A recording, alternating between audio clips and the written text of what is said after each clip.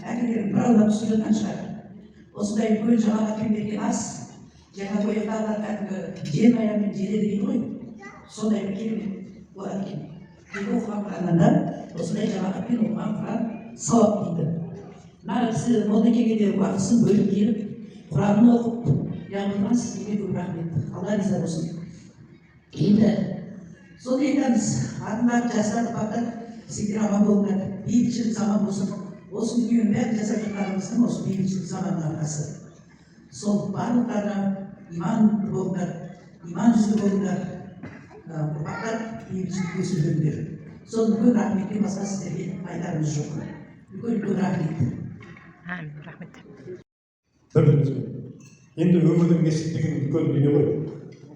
Сүбе ауылының кез келген азаматын, адамын көрсек қазір. Қазірде жаңа жерде Егінбай бауырым қазір жаңа қыздарға рахмет. Тірідей көрген сияқты қазіргі интеллектуалды дейді ғой, ақыл ой интернетте шығарылады. Қазір бәрін жасайтын жағдай. Бір ерекше көңілімізге бір серіктестік екіншіден көңілімізге кірмейді.